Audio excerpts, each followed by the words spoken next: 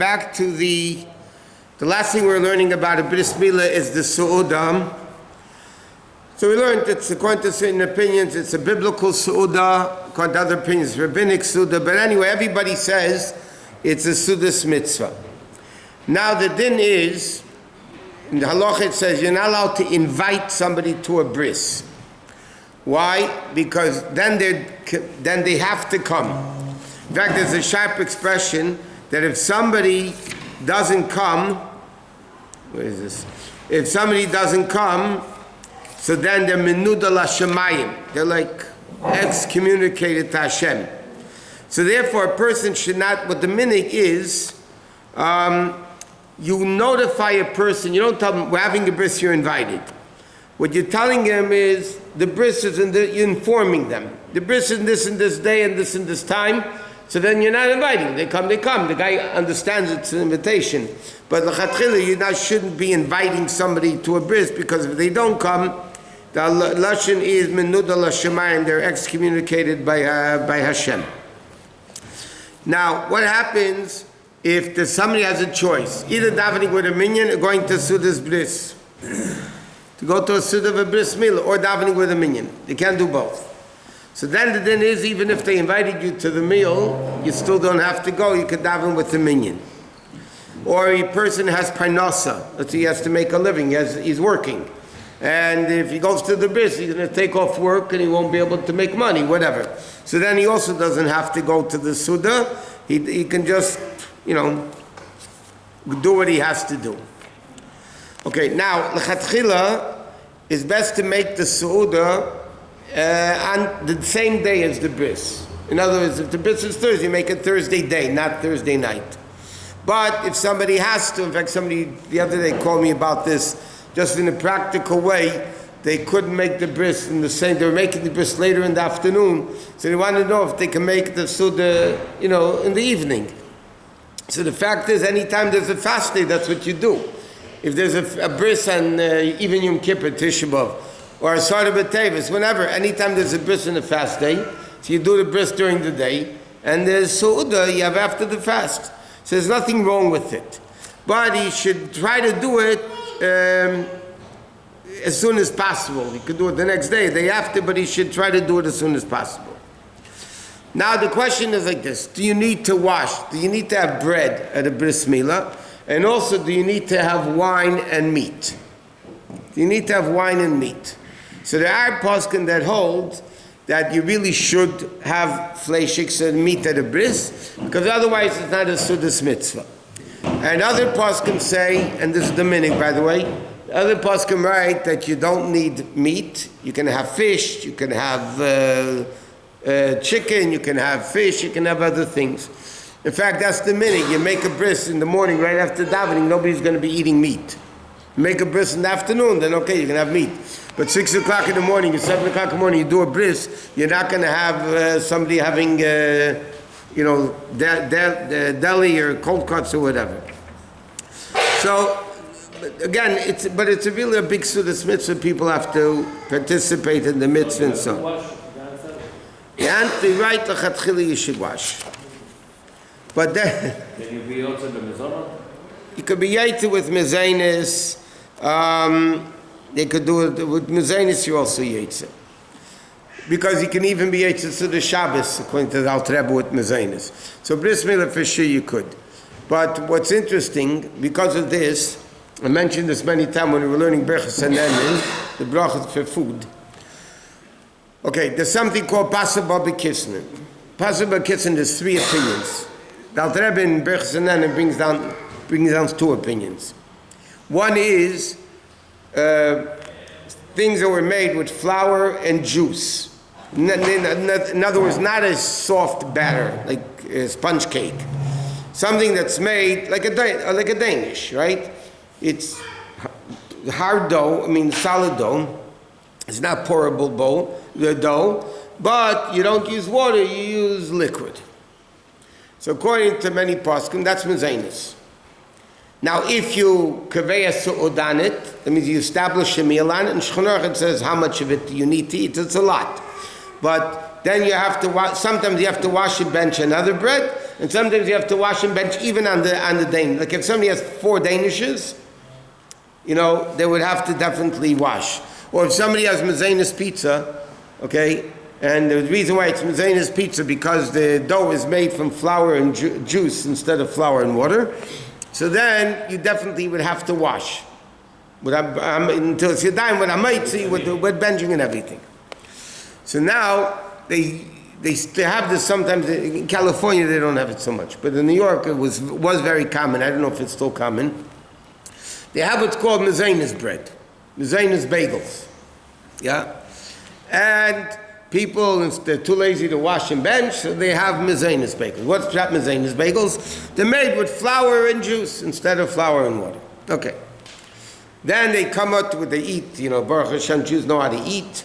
So they take this massive plate of food, and then they have a bagel or two, and they think they can get away with a Mazenis. The problem is that is mamish hamaitzik. First of all, it's very possible that the Sudas mitzvah itself makes it into a kviyas. It makes it into a prominent thing.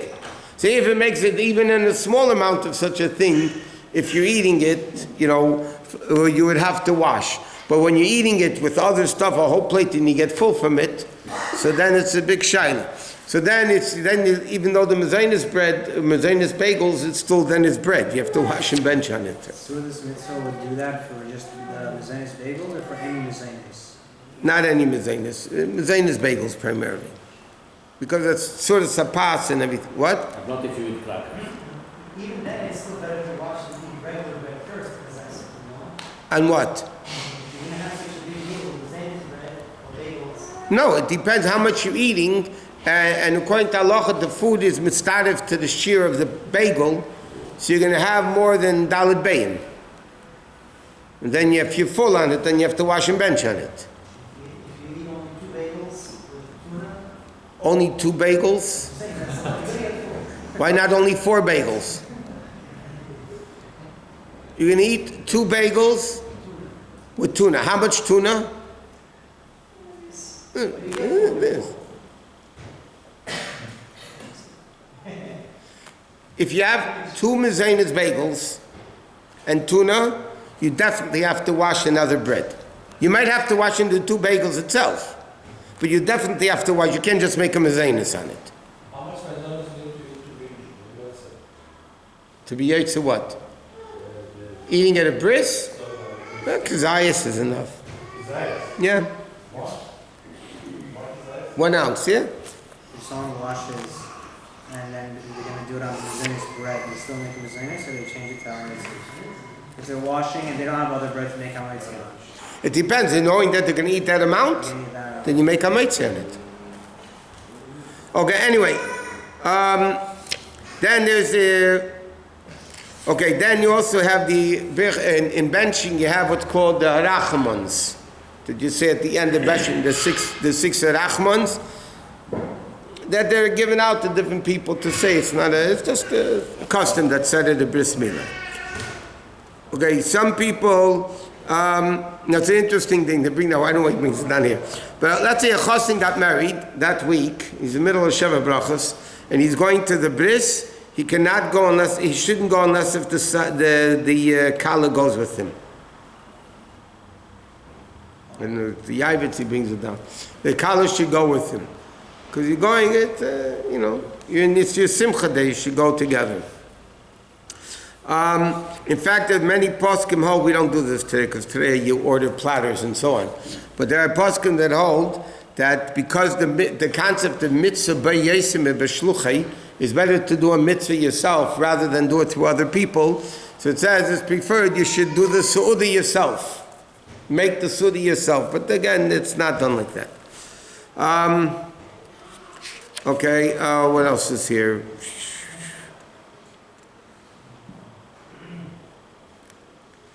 Okay, that's it. With what? Making a soda is a mitzvah? Making a suda of the bris milah, yeah. How about the soda of Shabbos? It's also. In Hilchas Shabbos, that Rebbe has a whole kunta sachnin about it. Every Jew is obligated to do at least one thing in the house for Shabbos, even though if they have 50 maids or 50 slaves or whatever. Every person has an obligation to do one thing for Shabbos. Even if you have, there's a whole Kuntasach in the beginning of Hilchos Shabbos, the Rebbe discusses, and he quotes the Gemara, Rabbi Yosef did this, Rabbi did this, so everybody did something in the Chabad Shabbos. But that's a chiyuv on the individual to do something in the Chabad Shabbos. Here the chiyuv is not a chiyuv, it's because mitzvah b'yesim b'shlucha, it's better to do something yourself rather than a shliach. So when you're doing the mitzvah of preparing the suda, you say you should do it yourself. But again, people don't do that. What? Doing your things, something. It doesn't have to be making food. It could be cutting the wood. It could be getting the licht ready. It could be turning. It's optional, which mitzvah? Shabbos is not optional. Shabbos is everything else is optional. What? Why was it so common in Rosh Hashanah? You don't go to the bris milah? Because bris milah is the connection between a Jew and Hashem. But the Medrash says that Avraham Avinu stands at the door of Gehenna and doesn't let in anybody who's circumcised, which is a pretty outstanding concept. It means nobody should be in Gehenna. Any Jew who has a bris should be going, and we know it's not true. They tell that Moshe Rabbeinu, after he passed away, went up to Gan Eden. So Hashem comes to him and says, Moshe, go over there, you'll find some stuff in the fridge. Opens the fridge, it's basically empty. There's nothing there to eat. Moshe Rabbeinu looks down. He sees in Gehenna, they're making a feast. They're cooking and broiling and barbecuing. It's an unbelievable thing. So when Hashem comes back, Moshe Rabbeinu says to him, Hashem, come on, there's no food in Gan Eden and Gehenna, look how much food there is. So the way the joke goes, Hashem said to him, in Gan Eden there's nobody to cook for. Nobody's there, so why should I cook for anybody? In Gehenna there's plenty of people. I thought all the catering guys went to... Okay. Now, if somebody does a bris milah out of Shabbos, L'chatchila, they should do it in the morning. That's what it said in Shulchan Aruch. But not later than Shah Sidis. The 10th hour into the day. It's halachic hours. But there's an issue. Sometimes I know we had once a case here in LA that a bris was pushed off, and then all of a sudden, Friday afternoon, the male went again to see the baby. It was a mamish a few hours before Shabbos, and the male said, no, the kid's ready for a bris. Now the din is, when the male says the kid's ready for a bris, you can't push it off even another day, because you're over a positive mitzvah of B'yem Hashmini. You have to do it when you're allowed to do it. Yeah. So the guy made a bris Friday afternoon, and it was later, and it was mamish erev Shabbos, but he had no choice. The male said you're able to do it, you can't push it off. In other words, you don't do a bris when it's convenient. You have to do a bris when you're allowed to do it. Okay, but even then, if it's Erev Shabbos in the afternoon, they should try to do a very limited amount of people at the Su'udah, because really Friday afternoon, you're not supposed to be eating a lot of food, because you have to eat the Shabbos meal with the light and so on. Okay, some people say that you don't do a bris, that's pushed off bris, you don't do it Erev Shabbos after midday. Okay, to be continued.